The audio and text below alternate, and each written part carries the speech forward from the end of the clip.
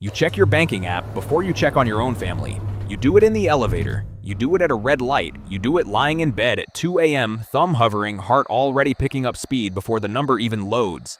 That number is just pixels. It cannot bite you. It cannot chase you. But your body treats it like a predator in the grass. And for most of human history, that reaction would have made perfect sense. It just doesn't anymore. Your ancestors never once looked at a glowing rectangle and felt their stomach drop over a figure that changes at midnight and means nothing until you try to spend it. They felt hunger. They felt the absence of meat in camp. They felt the specific, physical dread of an empty hand reaching into an empty basket. Scarcity to them was a sensation. To you, it is a notification. So why does your nervous system still respond as if a missed payment might get you exiled from the tribe? The answer starts almost 300,000 years ago, long before anyone minted a coin or wrote a number on a wall. For the vast majority of that time, humans lived in small foraging bands, and the anthropologist Marshall Sahlins spent decades studying groups who lived this way well into the 20th century. He found something that should unsettle every person who has ever felt ashamed of their savings account. Hunter-gatherers, he argued, were often better fed, worked fewer hours, and experienced less material anxiety than people in modern industrial economies. He called it the original affluent society, not because they had more, because they wanted less, and what they had was shared, not hoarded. There was no personal balance to check. There was no invisible ledger sitting in a vault somewhere, judging your worth while you slept. There was only the group, the food it had, and an unspoken agreement that today's hunter might be tomorrow's empty-handed one. Sharing wasn't generosity. It was insurance. Give the meat away today, and the whole camp remembers who fed them when their own hunt failed. That memory system is still running inside you. It just has nothing to attach to anymore. Your brain did not evolve to understand a bank balance. It evolved to track something much older and much more social. Who owes you, who you owe, and whether the group still has your back. Psychologists call this reciprocal altruism, and it required a kind of mental bookkeeping long before actual bookkeeping existed. You had to remember favors. You had to sense betrayal. You had to feel a hot flush of unfairness the instant someone took more than their share. That hot flush never went away. It just got rerouted into an app.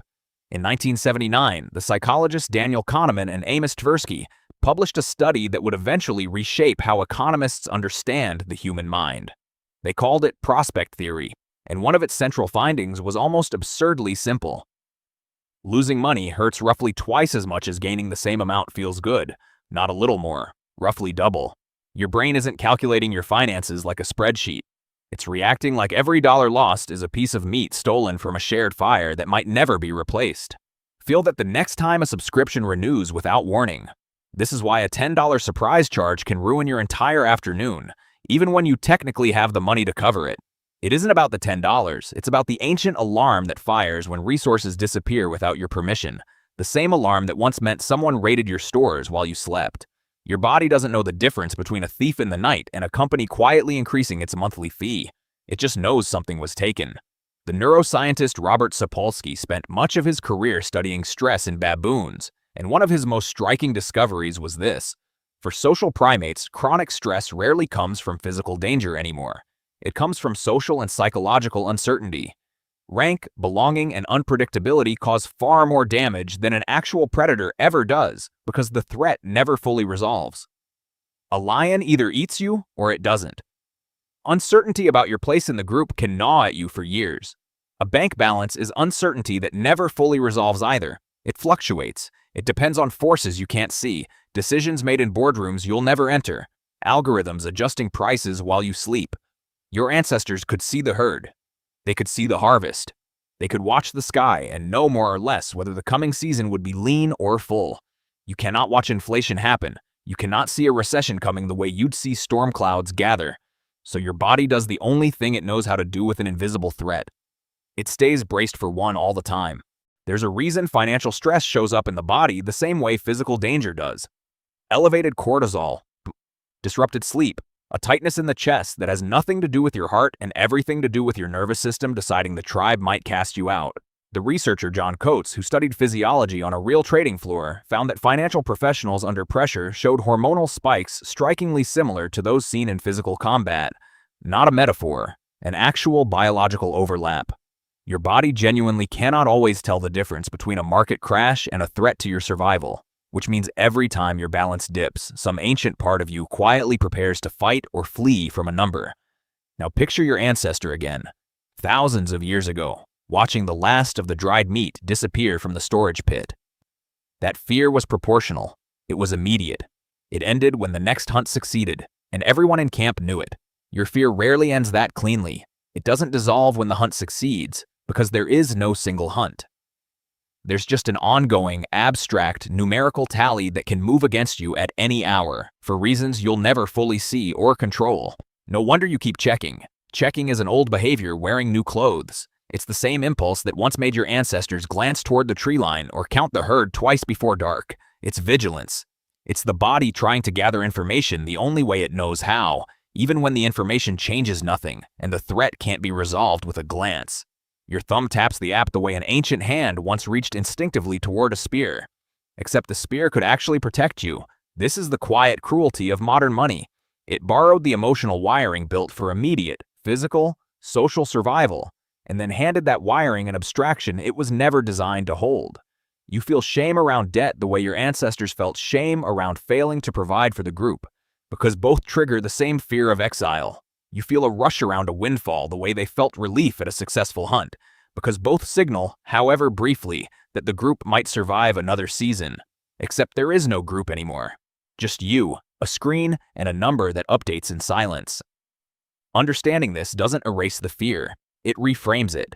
The anxiety you feel isn't a personal failing, and it isn't proof that something is wrong with how you handle money. It's a 300,000-year-old alarm system doing exactly what it was built to do, just aimed at a target it was never designed to see.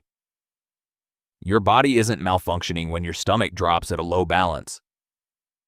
It's remembering something older than currency itself, that resources mean survival, and survival was never meant to be tracked alone, in silence, at 2 in the morning.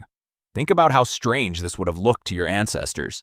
Imagine explaining to someone standing at a fire 10,000 years ago that in the future, people would feel real fear over a number that exists nowhere physical, tied to no meat, no grain, no visible store of anything. They would have assumed you were describing a curse. In a sense, you kind of are. It's a curse with no sorcerer behind it, just centuries of institutions layering abstraction on top of abstraction until the thing you're afraid of has no shape, no smell, no weight in your hand. Money used to be a stand-in for something real. A coin represented grain you could touch, livestock you could see, labor someone had actually performed under the sun. Even then, it was already one step removed from the resource itself. But at least the coin was solid. You could hold it, hide it, count it by candlelight. Today, most of your money isn't even that. It's a claim on a claim, a number in one database that references a number in another database, moving between accounts you'll never physically visit, guarded by systems you'll never fully understand. Your ancestors' fear had an object. Yours has an abstraction pointing at another abstraction, and somewhere at the bottom of that chain, your nervous system is still asking the same question it always asked. Am I safe? Will the group still feed me if this runs out? There's a reason so many people describe financial anxiety in the language of the body rather than the language of math. A tight chest, a knot in the stomach, shallow breathing before opening an email from the bank. If this were purely a logical problem, it would live in your thoughts and stay there. Instead, it lives in your muscles, your gut, your breath, the same places fear has always lived, because as far as your nervous system is concerned, this is fear. Real, physical, ancient fear, wearing a costume made of interest rates and minimum payments. Consider, too, why debt in particular carries such a specific kind of shame. Not simple worry, but shame, the feeling of having failed in front of others even when no one else is watching. That's not a coincidence either. In small ancestral groups, failing to contribute wasn't a private matter. Everyone saw who returned from the hunt empty-handed. Everyone noticed who took more meat than they gave back. Reputation wasn't an abstract idea. It was survival currency in its own right, because a group remembers who it can rely on, and unreliable members risked being quietly excluded when resources grew scarce. You don't live in a band of 30 people anymore, watched by every set of eyes around the fire. But some part of your mind still behaves as though you do, and it still flinches at the thought of being seen as someone who can't provide. This is part of why financial stress so often isolates people instead of bringing them together. Shame tells you to hide the exact thing that would once have triggered the group's support. In the ancestral world, a bad season was communal knowledge, and communal knowledge triggered communal sharing.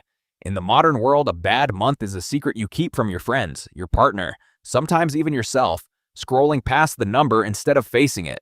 The system that once turned scarcity into solidarity now turns scarcity into silence.